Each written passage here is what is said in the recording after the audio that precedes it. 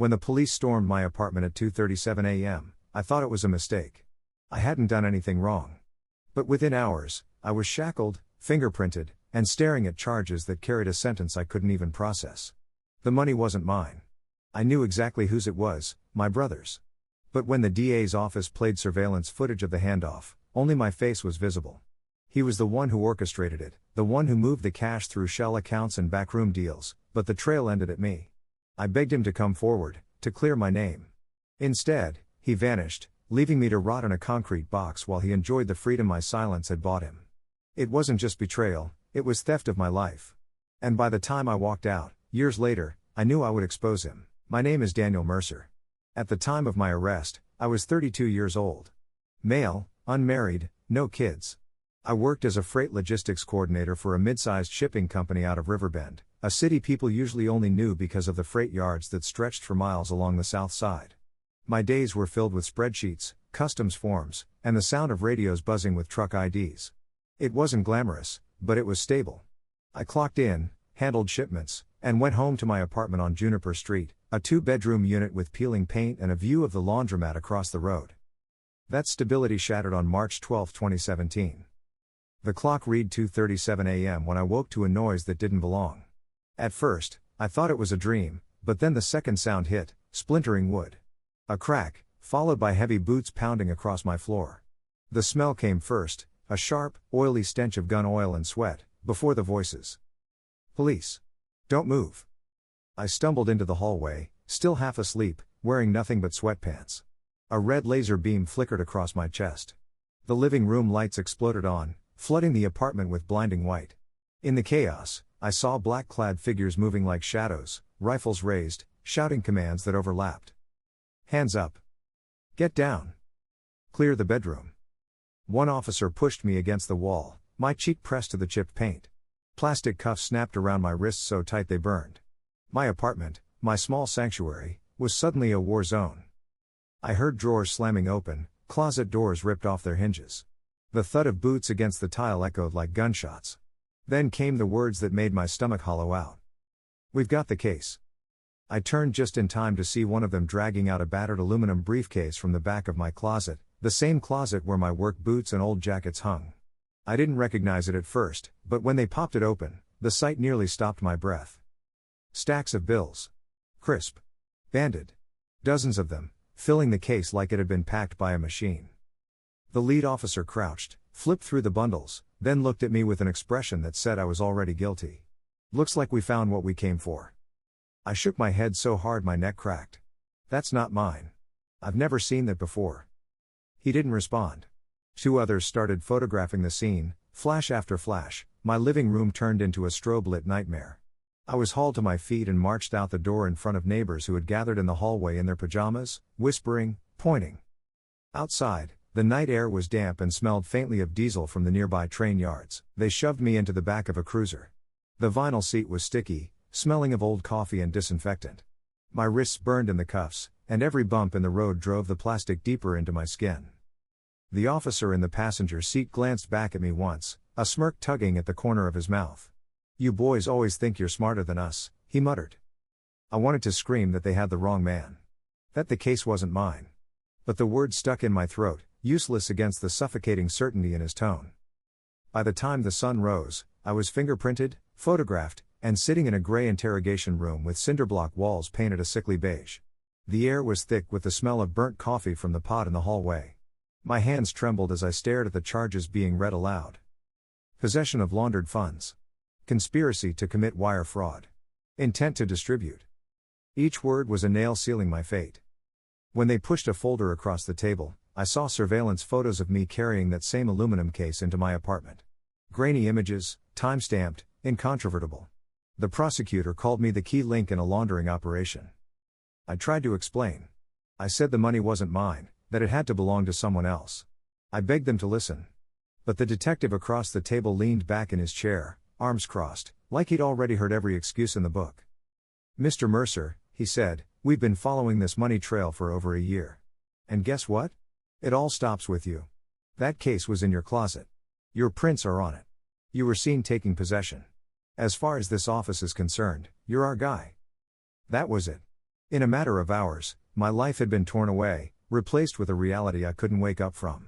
I had gone to bed an ordinary man, tired from a long shift. By morning, I was branded a criminal. What I didn't know then, what would take me years to unravel, was that the person who put me in that chair wasn't the police, wasn't the DA, wasn't the system. It was my own brother. And he was already gone. The first week in holding was a blur of fluorescent lights, metallic doors clanging shut, and the sour stench of too many men crammed into too few cells. At night, the mattresses were thin enough that you could feel every spring dig into your spine, and the sound of someone coughing 3 cells down echoed like it was right beside you. I barely slept. My mind replayed the arrest in loops, like a broken tape. Every time I closed my eyes, I saw the briefcase again, saw the bundles of cash, heard the officer say, "We've got the case." By the second week, the adrenaline had burned away, replaced by a dull, grinding dread. That's when the prosecutor started using the phrase prior associations. He'd slip it into every meeting, into every explanation of why I was being held without bail. At first, I didn't understand what he meant. Then I started going back over the last year of my life, piecing together the memories I had avoided questioning. That was when it hit me, Nathan. Nathan Mercer was 3 years older than me, and from the time we were kids, he was the one who could charm his way into or out of anything. Where I was cautious, he was reckless. Where I studied shipping logistics and made sure every form was perfect before I filed it, Nathan thrived on shortcuts. He always had money. New cars, new watches, designer shoes that cost more than my rent. He never stayed in the same job longer than a year. Consulting, contracting, independent advising were the terms he used. None of it ever seemed real, but I never pushed him. He was my brother. I figured he'd figured something out, something clever, and as long as he wasn't hurting anyone, maybe it wasn't my business. But looking back, there were signs I had ignored. The first was his habit of paying for everything in cash, always crisp, always in stacks. Once, I asked him if he ever used a bank account. He laughed and said, "Banks are for suckers who want the government breathing down their necks." Another time, when we were at a diner, he pulled out a thick roll of hundreds and peeled one off for the waitress like he was tipping at a casino. She smiled, but I remember the way she looked at him afterward, like she knew something wasn't right. 6 months before my arrest, Nathan called me late one night. I remember the exact words, because they echo in my head even now. "Danny, I need a favor. Just store something for me, a couple of weeks tops. Nothing sketchy, I swear. Just hold on to it until I can swing back." The something was the aluminum briefcase. He dropped it off on a rainy Thursday. I remember the drops beating on the steel, the faint smell of cologne mixed with cigarettes on his jacket when he hugged me at the door. I asked him what was in it. He gave me that half smile he always used when he wanted me to stop asking questions. "Don't worry about it. Just a business thing. I'll be back before you even notice it's there." I shoved it into the back of my closet behind old coats and a pair of boots I hadn't worn in years. And just like that, I forgot about it. My life went on, long shifts at the freight company, evenings microwaving leftovers, weekends watching baseball reruns. It wasn't until I was sitting in that beige interrogation room, staring at grainy surveillance photos, that the truth landed like a punch to the gut. The pictures showed me, clear as day, lifting the case out of Nathan's BMW X5 and carrying it up the stairs into my apartment. The timestamp matched the night he dropped it off. The detective leaned forward, tapping the photo with his pen. "You see this? This is possession. You had custody of the money. That makes you part of the conspiracy." I tried to explain. I told them about Nathan, about how he had dropped it off, how I hadn't even opened the case. They pulled up his records. Clean. No prior arrests. No warrants. No tax issues. Nothing that would connect him to any of this. It was like he had engineered the perfect vanishing act. Every transaction, every handoff, every trace of the money trail stopped cold, right at me. That was when I understood, Nathan hadn't just asked me for a favor. He had chosen me. My ordinary life, my boring job, my spotless record, they made me the perfect shield. If the case ever came to light, if the wrong eyes ever landed on it, I'd take the fall. And that was exactly what happened. The betrayal wasn't loud or dramatic. It wasn't a knife fight or a screaming match. It was the quiet efficiency of someone who knew me better than anyone else in the world, and used that knowledge to bury me. In the weeks that followed, as my court dates loomed, I kept expecting Nathan to show up. To walk into the DA's office, to raise his hand, to say, this was mine, not his. But every day that passed, the silence grew heavier. Calls to his number went unanswered. His apartment was empty. Neighbors said they hadn't seen him in weeks. He was gone. And all that was left was me, sitting in a cell, waiting to pay the debt for his freedom. By the time the trial began, I had stopped expecting Nathan to walk through the door and set things straight. The first few weeks, I clung to that hope like a life raft. Every time I was led into the courtroom, shackles scraping against the floor, I scanned the benches, waiting for him to appear. I pictured him standing, his voice steady, telling the judge, "You've got the wrong man." It was me. But he never came.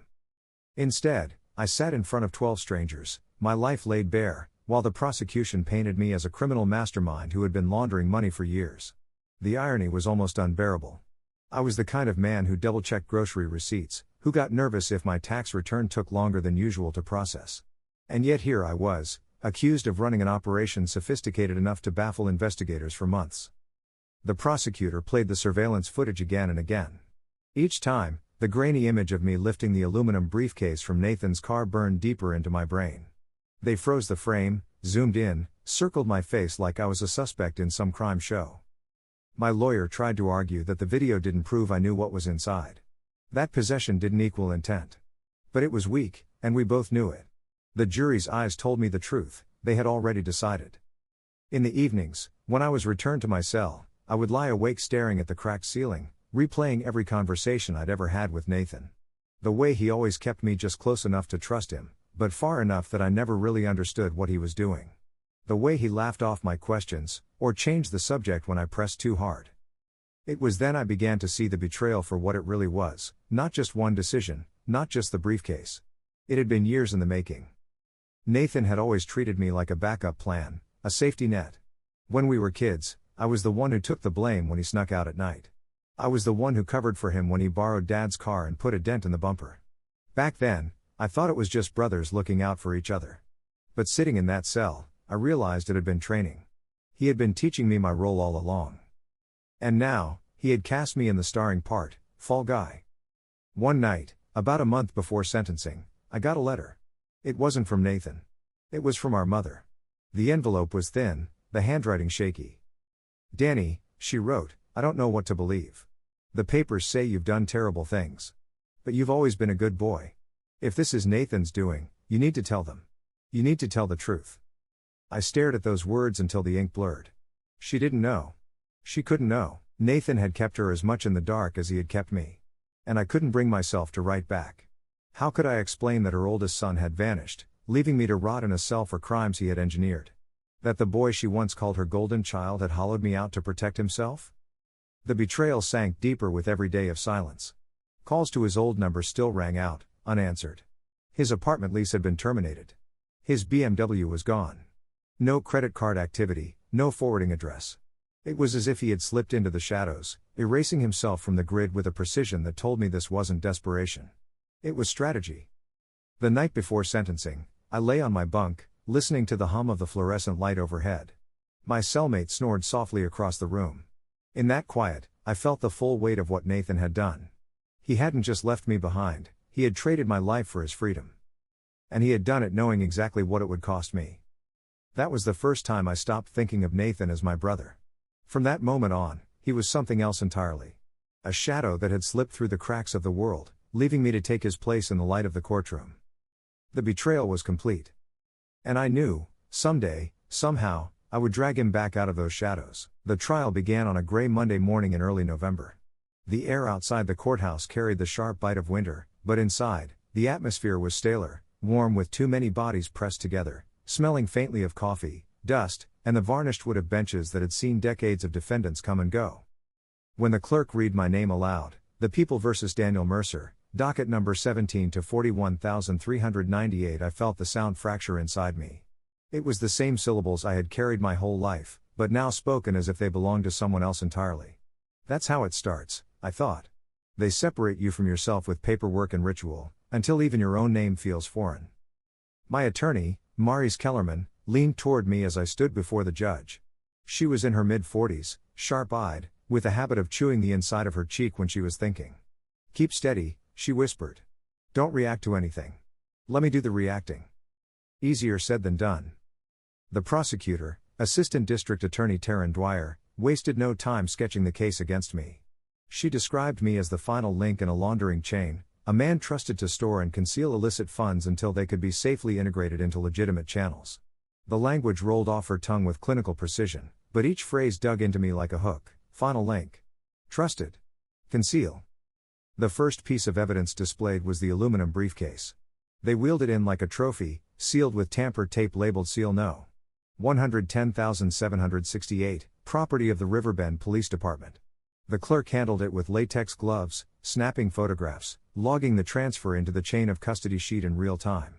Every click of the pen, every recorded timestamp, was another nail. Then came the money itself. Bundles of bills, crisp and uniform, still wrapped in colored bank bands. They looked sterile, almost unreal, like props. But the jurors leaned forward, eyes narrowing, as if the weight of that cash made the charges against me more believable. Money doesn't need context, it convinces by simply existing. Next, the surveillance footage. The grainy video filled the courtroom screen. A timestamp glowed in the corner, September 29, 2016, 21:08 and 17 seconds. The camera overlooked Juniper Street, my block, with the rain blurring the image into streaks of gray. Nathan's black BMW X5 was unmistakable, parked under the dim streetlight. And there I was, hood pulled over my head, lifting the aluminum case from his trunk, carrying it upstairs to my apartment. The prosecutor froze the frame and zoomed in. The resolution collapsed into static, but it didn't matter. My face was visible enough, tilted toward the camera, caught in the act of handling the case. "This is the defendant, Daniel Mercer," Dwyer said, her finger stabbing the air toward the screen. "Caught in possession of nearly $250,000 in illicit funds." It didn't matter that I hadn't known what was inside. It didn't matter that the camera captured only one side of the story. To the jury, it was visual proof, and visual proof is persuasive in a way words never can be. Maurice did her best. She cross-examined the detective about the footage, pressing him on the fact that the video had been exported from the building's DVR the day after my arrest, not preserved in its original form. She pointed to a strikeout in the chain of custody log, where a technician had corrected a time entry from 3:19 to 3:09. She highlighted the warrant, where the unit number had been typed incorrectly and then amended by hand. Procedural irregularities, she called them, her voice calm, deliberate. But the prosecutor had her counters ready. The technician's correction was routine. The handwritten amendment had been verified. The export from the DVR was standard practice. Each answer stripped the sting from Maurice's objections, reducing them to technicalities the jury could easily dismiss. When it came time to decide whether I should testify, Maurice asked me directly. "Daniel, listen to me carefully. If you take the stand, Dwyer will pick you apart. She'll ask why you didn't open the case, why you didn't call the police when your brother left it with you, why your fingerprints are on the handle. And she'll hammer you on Nathan's absence. Without evidence tying him to this, the jury will see it as deflection. My recommendation, we rest without testimony." Her voice was steady, but her eyes betrayed hesitation. She wanted me to stay silent, not because she doubted me, but because she doubted the system would give me a fair hearing. I thought about my mother's letter, still folded in the back of my jail-issued Bible. If this is Nathan's doing, you need to tell them. You need to tell the truth. But here I was, being told that my truth would only hurt me. In the end, I stayed silent. Closing argument sealed it. Dwyer told the jury they didn't need to know everything, just enough. Possession was 9/10 of the law, she said, and intent could be inferred from circumstance. She called me a man who thought he could stay one step ahead, but stumbled when the case was opened. Maurice countered by pointing out what wasn't there. No fingerprints on the bills themselves. No ledger. No intercepted messages. Nothing tying me directly to a network of laundering. "Proximity is not guilt," she said, almost pleading. The jury deliberated for 6 hours and 19 minutes. I counted every tick of the courtroom clock, my stomach knotting tighter with each passing minute. When they returned, no one looked at me. The foreman's voice was flat, almost bored, as he read the verdicts. Guilty on possession. Guilty on conspiracy. Guilty on intent. 3 words, repeated 3 times. That was all it took. Maurice whispered, "We'll appeal," her hand briefly squeezing my arm. But her voice sounded far away, muffled by the rushing in my ears. As the deputies led me out in shackles, I caught my reflection in a pane of glass. I barely recognized the man staring back. Pale, gaunt, his suit hanging loose at the shoulders. A man condemned not because of what he had done, but because of what had been left unsaid. That was the cruelest part. The trial had unfolded without my voice. Every exhibit, every testimony, every argument had spoken about me, but never for me. My truth was never entered into the record. And in the silence, the system had written its own story, one I would now be forced to live. The first night in prison felt like being buried alive. County jail had been bad, cramped cells, sour mattresses, fluorescent lights that never fully dimmed, but prison was different. Bigger, colder, louder, and yet somehow lonelier. The moment the intake officer cut the zip ties from my wrists and handed me a thin mattress roll, it hit me, this wasn't temporary. This was years. They processed me like freight, strip search, orange uniform, property bag tagged with my inmate number. My name, Daniel Mercer, was reduced to 6 digits stamped on a bracelet, 472 to 198. I remember staring at those numbers for the first time and realizing that, to the system, I was less a person than a unit of inventory. The cell block was concrete and steel, stacked tiers of cages echoing with voices that never stopped. Some shouted greetings to old friends, some barked threats, some just yelled nonsense to make noise. The air smelled of sweat, disinfectant, and overcooked cabbage wafting from the chow hall. When the guard slammed my new cell door shut, the sound rang in my bones. My cellmate was a wiry man in his late 40s named Curtis, serving 20 years for armed robbery. His eyes were sharp, quick, and suspicious. "Don't snore," he muttered on my first night, then rolled over and went to sleep. That was the entirety of my welcome. The days fell into a rhythm that stripped time of meaning. Wake at 5:30 to the blare of a siren. Count. Breakfast, usually powdered eggs, oatmeal so thick it could be cut with a knife, and weak coffee in plastic cups. Count again. Work detail or yard time, depending on the schedule. Lunch. Count. Afternoon locked in for security checks. Dinner. Count. Lights out at 10 o'clock. The sameness was suffocating. Every sound became part of the prison's heartbeat, the clanging of steel doors, the shuffle of chains, the barked commands of guards who spoke in clipped tones, like they were reciting scripts. Even silence had weight. At night, lying on the thin mattress, I'd listen to distant coughs, muttered prayers, the occasional muffled sob, and the ever-present hum of the ventilation system. But it was the smells that got to me most. The mix of bleach, body odor, and institutional food that seeped into clothes, hair, even skin. It was inescapable, and after a while, I carried it like a second identity. Curtis and I eventually settled into a wary coexistence. He was cautious, but once he decided I wasn't a threat, he started talking. Stories of botched heists, betrayals, and deals gone wrong. One night, he looked at me and said, "You're not built for this place. You keep your head down, you might make it out. But don't trust anyone." It was advice I took to heart. I kept to myself, avoided debts, nodded when spoken to, never volunteered anything. Still, rumors spread.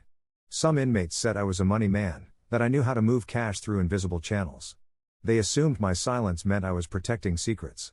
More than once, someone approached me, asking for advice about washing their commissary hustles. I always refused, but that refusal came with risks.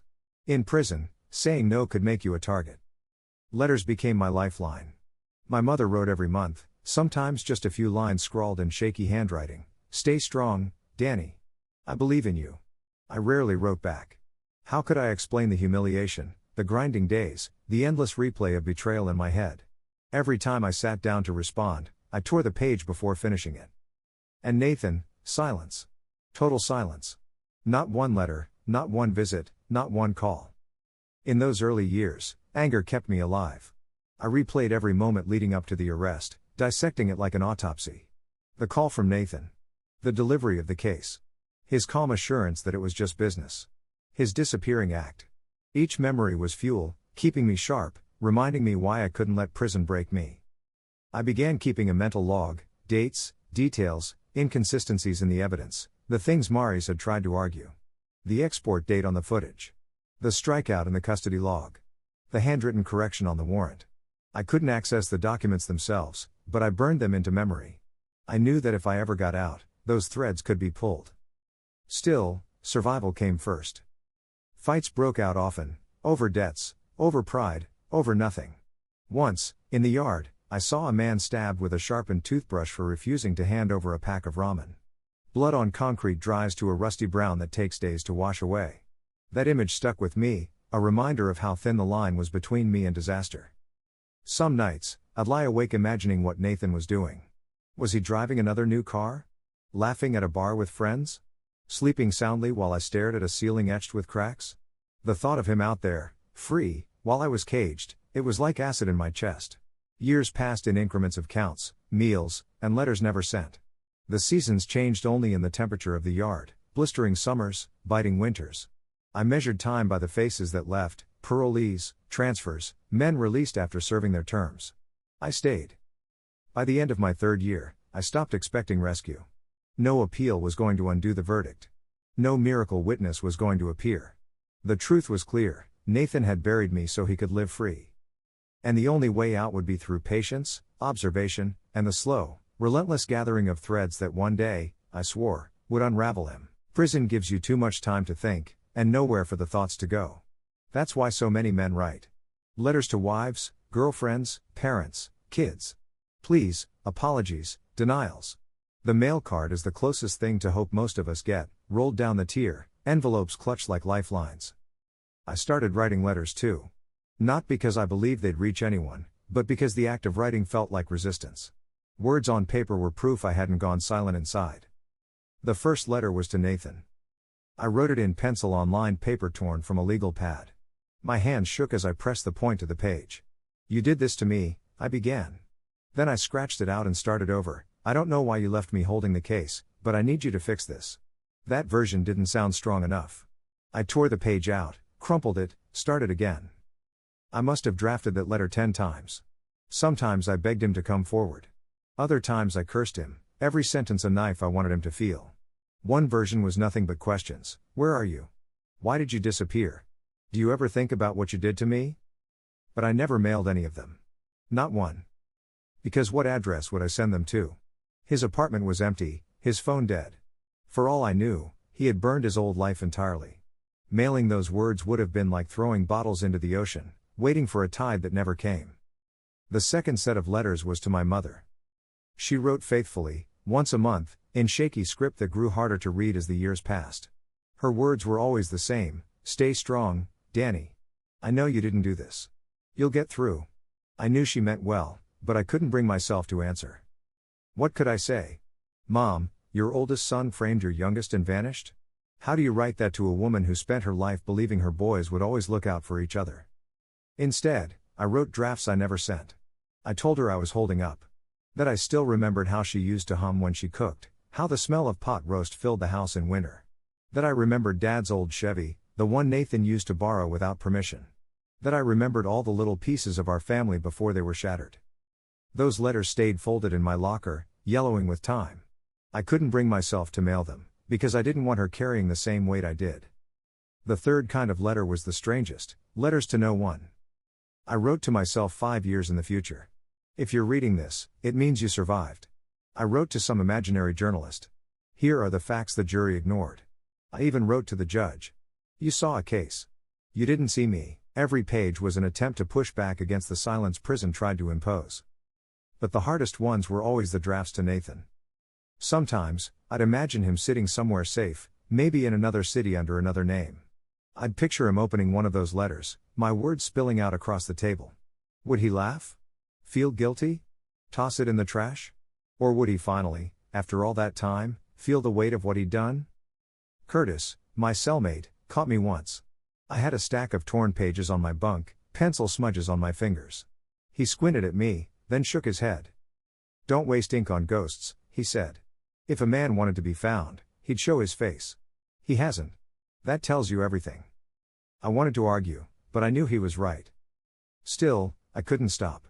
Writing was the only way I could keep Nathan alive in my head, not the brother I'd grown up with, but the version I needed to hunt someday.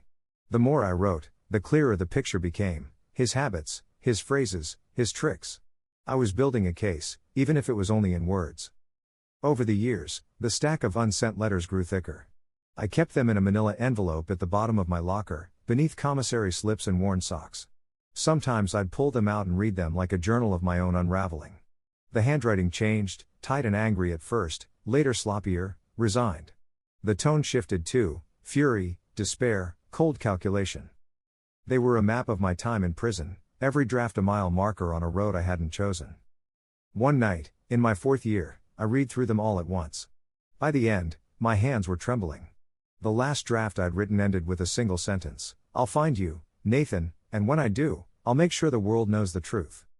I folded it carefully and slid it back into the envelope. That letter, more than any other, I knew I would keep, not to mail, but to remind myself that my story wasn't over. Because while Nathan had stolen my freedom, he hadn't stolen my resolve. And when the day came, those words would be the first draft of his downfall. It was year 5 when the first crack appeared. By then, prison life had settled into a routine so monotonous that even the days of the week lost meaning. Mondays looked like Fridays. Summers bled into winters. The only way I measured time was through letters from my mother and the slow graying of Curtis's hair. Then one afternoon, during mail call, a name caught my attention. Not mine, his. Curtis slid into our cell holding an envelope he hadn't expected. The return address was a halfway house in another state, from an old accomplice who had been released. As he read silently, his lips moving without sound, I watched him closely. At one point, his brow furrowed. He folded the letter, slipped it under his mattress, and muttered, "Nothing important." But I had already seen it. A single word, scribbled in the top corner of the page, Mercer. That night, when the lights dimmed and Curtis's breathing slowed into the rhythm of sleep, I sat on my bunk replaying the image. Why would my name be in a letter meant for him? I waited until I heard his snore deepen, then quietly slid the envelope free. My heart hammered so loudly I thought it would wake him. The letter was written in a rushed scrawl, ink smudged in places. Most of it was prison talk, complaints about parole officers, reminders about old debts. But halfway down the page, one line made my blood run cold. "Your boy Mercer's brother's still moving paper, just out west now. Same tricks, same hands. Thought you'd want to know." I read it 3 times before the words fully sank in. Nathan. My brother. Still out there. Still running the same laundering games, just in another state. For years, I had lived with the possibility that he was gone, either vanished into some new identity or dead in a ditch somewhere. Now, for the first time, I had confirmation that he was alive. Not only alive, but thriving. And still using the same methods that had destroyed me. I folded the letter back exactly as I had found it and slid it beneath the mattress before Curtis stirred. My pulse was still racing when I lay back down, staring at the ceiling. The next morning, I approached Curtis in the yard. I kept my voice low. "That letter you got. The one from the halfway house. Why'd it mention my name?"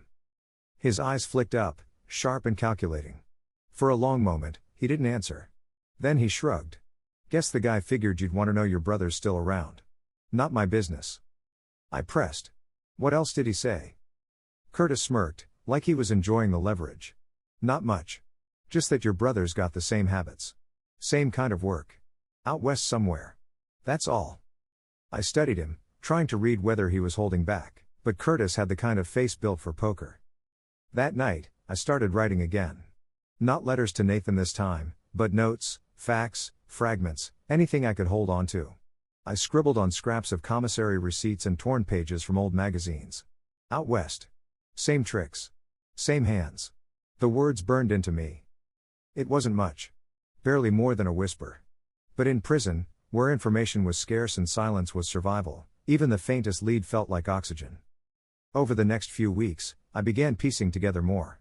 Curtis, when he was in the right mood, would drop hints. "Your brother always liked moving things quick. Fast in, fast out. If he's still doing it, he'll be leaving tracks." Another time, after a game of chess, he leaned back and said, "Funny thing about habits, they're like fingerprints. Doesn't matter where a man runs, he carries them with him." I started to realize something important. Nathan might have been careful, but he wasn't infallible. Patterns leave trails. And trails, if you know how to follow them, lead to proof. I couldn't act on it yet. I was still trapped behind bars, with years to go before I'd walk free. But for the first time since the night of my arrest, I felt a shift inside me. Hope, fragile and dangerous, but hope all the same. It came in the form of a smudged line on a letter never meant for me, carried into my cell block by mistake or design. A line that told me Nathan Mercer was still out there, still playing his games, still vulnerable. And I knew then that my story wasn't finished. Because one day, when the gate finally opened and I stepped back into the world, I would find him. And when I did, I wouldn't just bring him down, I'd make sure everyone saw the truth. When you're locked up, time is your enemy, but it can also be your ally. Prison teaches patience in the harshest way, waiting for chow, waiting for mail call, waiting for parole hearings you know will be denied. I started to use that waiting for something else, studying. The day after I read Curtis's letter, I signed up for the prison library rotation. It was mostly dog-eared paperbacks and outdated encyclopedias, but tucked into the shelves were a few books on finance and criminal justice. Dry stuff, textbooks, case studies, old journals, but they gave me a vocabulary I didn't have before. Placement, layering, integration. Shell accounts, structuring, smurfing. Words that described what Nathan had always called moving paper. I filled notebook after notebook with definitions, diagrams, flow charts. I studied case law in the prison's dusty law library, tracing how prosecutors built their arguments, where defendants slipped, what evidence tipped the scales. Every citation number, every ruling, I logged like I was mapping a battlefield. But the most important tool was access to public records. The prison offered limited internet use through a supervised kiosk system, mostly for legal research. You had to put in requests days in advance, and every minute was monitored, but it was something. I filed Freedom of Information Act requests under my own name, simple things at first, like municipal property records and corporate filings. I knew I wouldn't get anything too sensitive while inside, but I wanted to learn how the process worked. The responses trickled in weeks later: photocopied deeds, annual filings, shareholder lists. On the surface, useless. But I noticed patterns. Properties registered to shell corporations with generic names: Silverline Holdings, Westgate Partners. Entities that existed only on paper, with no real offices, no employees, just P.O. boxes in other states. They looked familiar. Too familiar. I couldn't prove they were Nathan's, not from inside. But the structure was the same as what I remembered him bragging about years ago: how you could hide ownership behind layers of corporations until no one knew who really controlled what. I began keeping a dossier. Scraps of paper tucked into library books, notes hidden inside the binding of my Bible. Every piece was another stitch in the fabric of his methods. Curtis noticed, of course. He always noticed. One night he said, "You're building a case in your head. Careful with that. Prison makes men dream too big." But I wasn't dreaming. I was preparing. When I finally walked out the gate, 7 years served of a 12-year sentence, I carried nothing but a cardboard box of possessions and a head full of unfinished notes. My mother had died 2 years earlier, the last of her letters arriving in handwriting so faint I could barely read it. Nathan hadn't appeared at the funeral. Of course he hadn't. I stepped into a world that had moved on without me. New phones, new cars, storefronts changed, neighbors gone. But some things hadn't changed. The records I could now access freely. I got a job at a warehouse, stacking pallets, earning minimum wage. At night, I borrowed time on the public library's computers. I filed more FOIA requests. I combed through SEC filings, corporate registries, even online property auctions. Piece by piece, I started to see the outlines of Nathan's trail. The names were different, new shells, new corporations, but the signatures were the same. Transactions just under reporting thresholds. Money moving in circles before reappearing in clean accounts.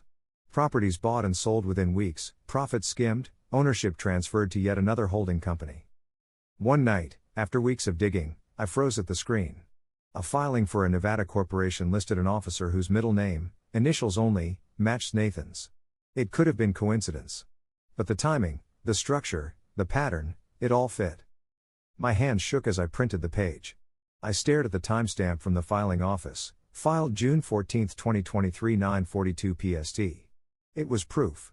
Not enough to convict, not yet, but enough to confirm what Curtis's letter had suggested. Nathan was still out there, still moving paper, still using the same blueprint. I didn't smile. I didn't celebrate. Instead, I felt a cold calm settle over me. This was the first brick. The rest would follow, but only if I was meticulous. I couldn't afford mistakes, not after losing 7 years. I would document everything: dates, accounts, transactions, ownership chains. I would build a case so airtight that when it finally saw daylight, there would be no room for doubt. It wasn't revenge I was after anymore. It was exposure. And exposure, I had learned, required patience, precision, and proof. For months, my investigation felt like walking in circles. I filed FOIA requests, dug through corporate filings, traced LLCs registered to P.O. boxes in Nevada, Delaware, and Wyoming. I found dozens of names that could have been Nathan's handiwork, but nothing tied directly back to him. Each lead ended in the same cul-de-sac: anonymous incorporators, generic officers, signatures that might as well have been ghosts. I worked during the day stacking pallets, then spent my nights in the library's computer lab, the keys sticking under my fingers from years of use. Every click was watched by the librarian, every print job logged, but no one cared what I was doing. To them, I was just another ex-con trying to get by. Then, on a rainy Thursday night in October, I stumbled on the filing that changed everything. It was a property transfer record in Carson County, Nevada. A modest commercial warehouse, 12,000 square feet, 2 loading bays, listed under an LLC called Dover Mill Holdings. The transfer itself wasn't unusual. The property had been bought at auction, then resold 3 months later at a 35% markup. Classic laundering maneuver: move dirty cash into hard assets, then liquidate quickly for clean profit.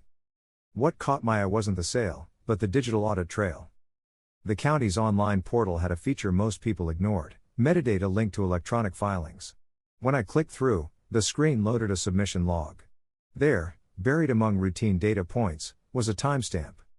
Filed by N. Mercer, April 19, 2023, 14:37 PST.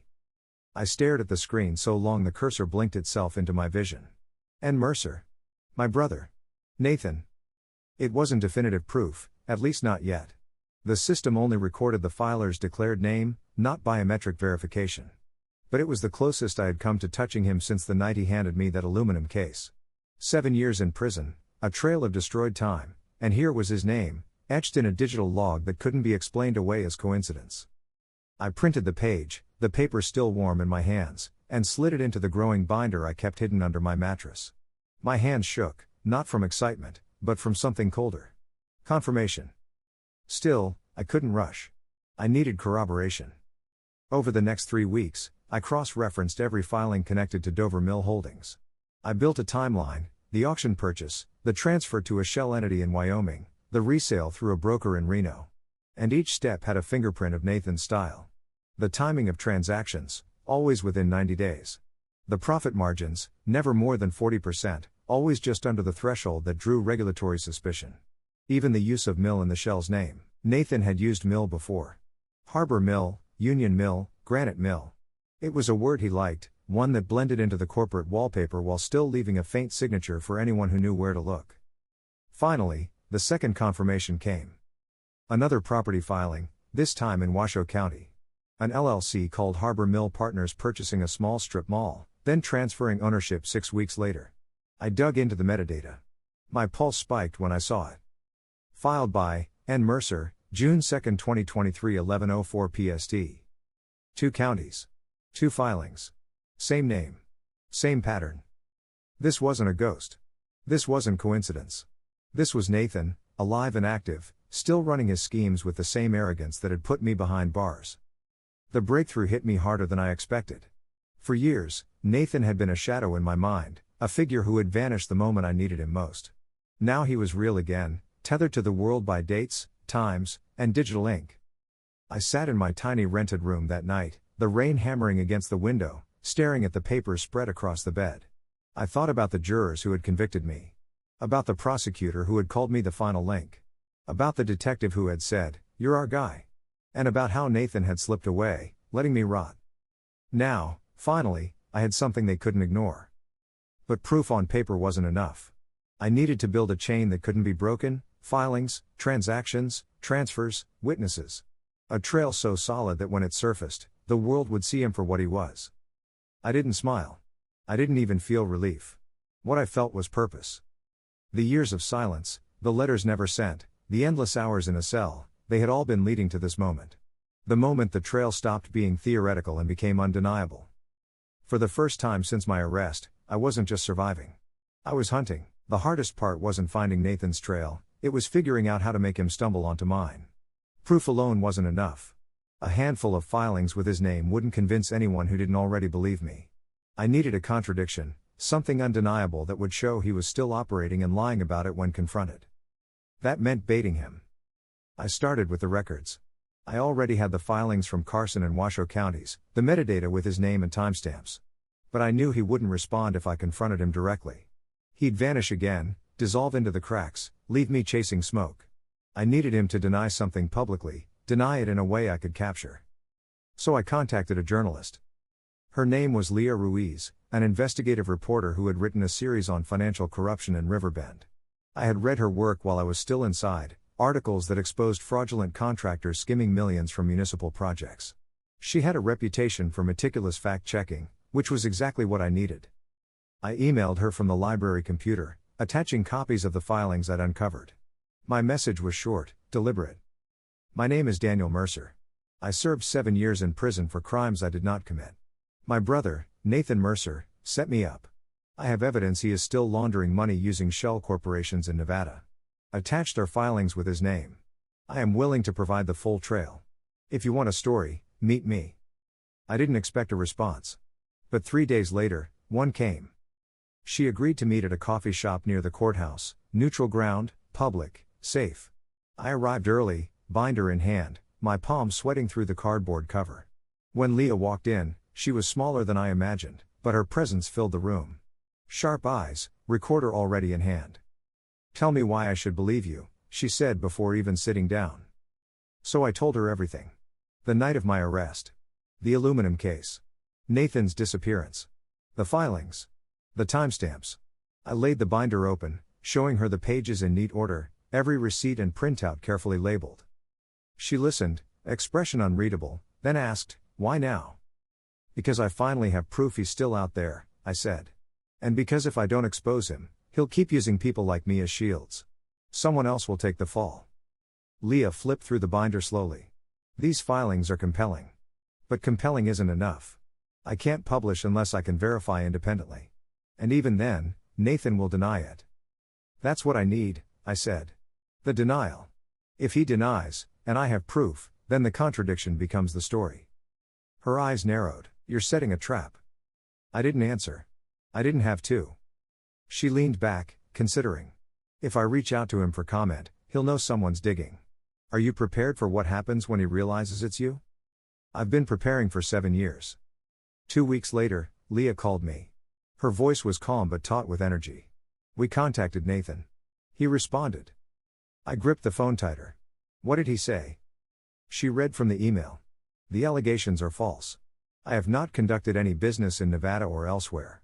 I have no involvement with the entities in question. This is defamation." My pulse quickened. The words were everything I'd hoped for. A denial, on record, time-stamped, traceable. And directly contradicted by the filings bearing his name. Leah wasn't finished. "He also said he hasn't spoken to you in years, that you're obsessed with blaming him for your own crimes." That part stung, but it didn't matter.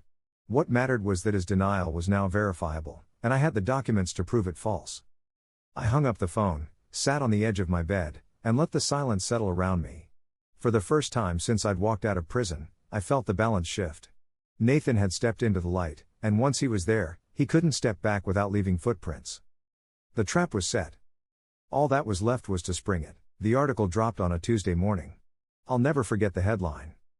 "From prison to pursuit, ex-con claims brother's still laundering millions." Leah Ruiz had done her work with surgical precision.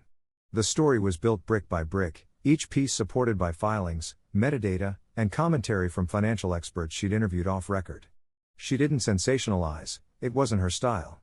Instead, she laid out the facts the way a prosecutor would: Nathan Mercer's name on multiple Nevada filings, the time-stamped audit logs, the shell corporations buying and selling properties at margins too suspicious to be clean.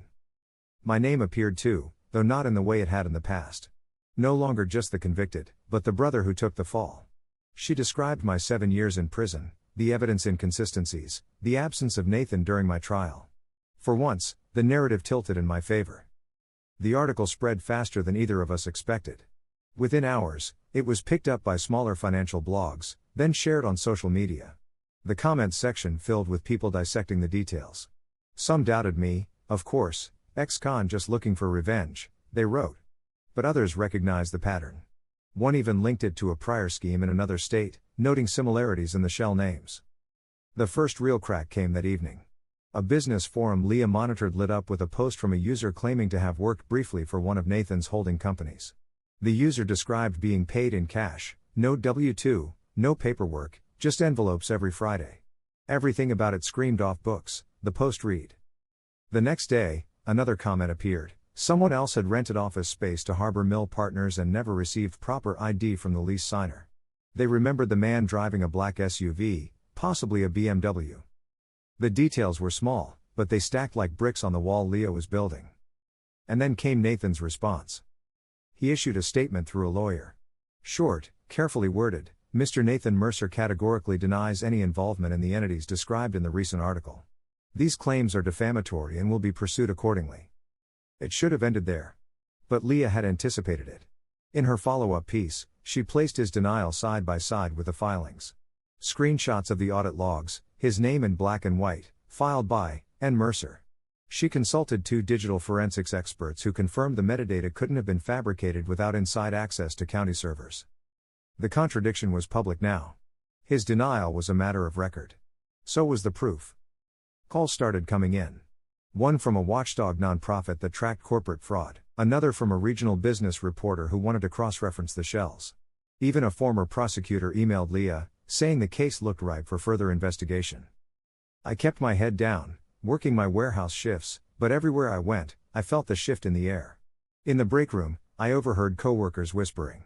One asked me directly, "That article, Mercer, that's you, right?" I didn't deny it. I just said, "Yeah.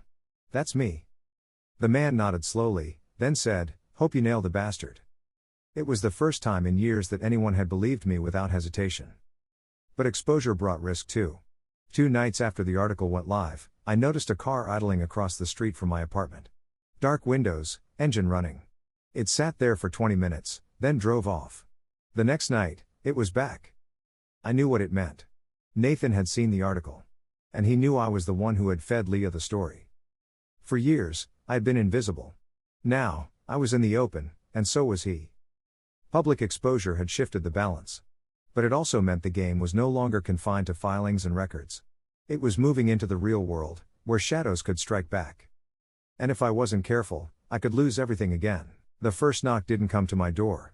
It landed on Nathan's facade. 2 days after Leah's follow-up ran, the nonprofit watchdog sent our packet to the State Financial Crimes Bureau. Leah CC'd me on nothing, she only called to say, "We're out of the comment phase. This is formal now." I heard typing in the background, the quiet tempo of a story shedding skin and becoming evidence. Within a week, subpoenas went to 2 county e-recording vendors. Another went to a co-working space in Reno where 1 filing had been submitted. A 4th landed at a VoIP provider tied to the Mercer Consult address we'd found in a buried metadata field Leah's editor noticed on a second pass. It turned out the portals kept more than timestamps. They kept device fingerprints, submitter emails, and 2 FA trails. The return hit like a dull hammer. The filings tagged filed by, and Mercer also logged a 2-step verification ping to a number ending 4821. The VoIP provider returned registration records for that number. The account holder was Evan Nash, but the billing instrument was a prepaid Visa purchased at a Riverbend gas station 5 months earlier. The store's camera still had footage. The timestamp read April 12, 2023, 18:03 and 19 seconds. The man buying the card kept his cap down, but when he looked up to sign, the jaw, the scar by the temple, the way his right eye narrowed, things you don't forget, came into view. Nathan. The co-working space produced key card logs for Suite 412, a small office with an e-recording kiosk. On June 2, 2023, a badge assigned to Evan Nash opened the door at 10:42 and exited at 11:28. The building's CCTV caught him in the hallway holding a laptop under his arm, face angled just enough to be undeniable once the still sat beside the gas station frame. Analysts lined the times up with the Washoe County portal log, filed by N. Mercer, 11:04 PST, and the 3 clocks ticked together like teeth meshing. Leah wouldn't show me the affidavit drafts, but she let me read a single paragraph over the phone. Based on the above facts, investigators believe the individual known as Evan Nash is in fact Nathan Mercer, operating under an alias to execute property filings for entities including, but not limited to, Harbor Mill Partners and Dover Mill Holdings. It sounded clinical, almost bored, like the state had made up its mind and the rest was housekeeping. He didn't surrender. He ran, as he always did, flattening himself into the spaces between systems. For 14 days there were sightings that weren't him. Black SUVs are a kind of camouflage in America. On the 15th, a trooper on US 395 lit up a gray Lexus for drifting over the fog line. The driver handed over a license in the name of Evan Nash. The lamination had a seam a real card shouldn't. The trooper asked him to step out. For a heartbeat, I imagined Nathan running. Instead, he smiled the way men smile when they think charm is currency, and put his hands behind his back. Charges came in a neat stack: money laundering, filing false instruments, identity fraud, conspiracy. They read the counts like a grocery list. The arraignment was streamed. I watched in the back of a newsroom while Leah refreshed a docket feed. Nathan pled not guilty, I steady. His lawyer called the metadata unreliable, said anyone could spoof a name. The state replied with the key card logs, the VoIP registration, the gas station video, the portal audit trails. They didn't say my name. They didn't have to. When the plea talks started, no one invited me into the room. I learned the terms the way everyone learns news they don't control, by reading it. 2 felony counts to be dismissed, 2 to be held. A recommendation at 8 to 12, restitution calculations to follow. A condition that he provide a proffer about others in his chain. Nathan looked into the camera on the day he took it and said, I accept responsibility for the filings described, in a tone so smooth you could skate on it. Somewhere, a stenographer's keys recorded the exact syllables. I didn't celebrate. There wasn't anything to celebrate. 7 years don't come back because a man reads a line into a microphone. Riverbend's Conviction Integrity Unit opened my file without ceremony. The letter was 2 paragraphs long, signed by an assistant DA I had never met. It cited newly discovered evidence and inconsistencies material to the original prosecution. Maurice called me from a number I didn't recognize and sat in silence with me for a breath before saying, we're going back to court. The petition wasn't loud. It was careful. Exhibit tabs returned, evidence list, chain of custody, surveillance exports and now, a new binder labeled post-conviction proofs. Leah sat 2 rows back, legal pad open, not a journalist that day so much as a witness to the shape of a truth we dragged into light. The judge vacated my conviction on a cold morning when the courthouse radiators clicked like old insects. He chose each word the way you pick glass from a wound. This court does not find that Mr. Mercer's original silence suggested guilt, he said, eyes finding me only once. It is the state's burden to speak accurately. The DA didn't apologize. Institutions don't, not out loud. A clerk handed me a stamped copy of an order that turned a decade of my life into 3 pages and a seal. After, I walked alone. People think vindication is loud. It isn't. It's the absence of a door closing. It's a hallway where no one orders you left or right. I went to see my mother's grave. The ground was frozen where the sun never reached, the letters of her name filled with grit. I told her what had happened in plain language, like reporting inventory, counts, dates, a charge, a plea, a vacatur. I told her I had kept my head down. That I had learned the ways paper told the truth when people refused. I told her that Nathan had said the words, I accept responsibility for the filings described and that somewhere a server and a stenograph would hold them, time-stamped, chain of custody intact. I pressed my palm to the stone until it numbed. The state's compensation form was 13 pages long. I read each line twice, as if missing a box might cost me another year. There was no box for the smell of bleach in the mornings, or for the way a cell door teaches you time. I filled what I could. I signed where they asked. I attached a copy of the order with the gold seal, and a letter from my employer saying I showed up early and left late. I mailed the packet and didn't track it. Some things you learn to release. Nathan didn't look at me at sentencing. If he searched the gallery, he didn't find my face. I sat beneath a clock and watched the second hand keep honest time. When the judge read 8 to 12, I closed my eyes. Not from joy, joy isn't the word. From the sense that for once the weight of a door would rest where it belonged. After court, Leah stood with me on the sidewalk. What will you do now? She asked. Work, I said. And write it down, while I still remember the seams. She nodded like that was the only right answer. We didn't hug. We didn't need to. That night, I took the thick manila envelope from the bottom of my closet, the one with the letters I never sent, and spread them across my kitchen table. Pencil smears, torn corners, dates written in block numbers from a man who counted everything because the counting was all he had. I didn't burn them. I didn't keep them for evidence, either. I put them back in order, slid them into the envelope, and sealed it with clear tape. In the morning, I woke before the alarm, made coffee in a cheap metal pot, and watched the steam rise until it vanished. Outside, the street was quiet, the kind of quiet you don't notice until someone takes it from you and hands it back worn thin. I locked my door, stepped into the winter air, and for the first time in years, the only footsteps on the sidewalk were mine.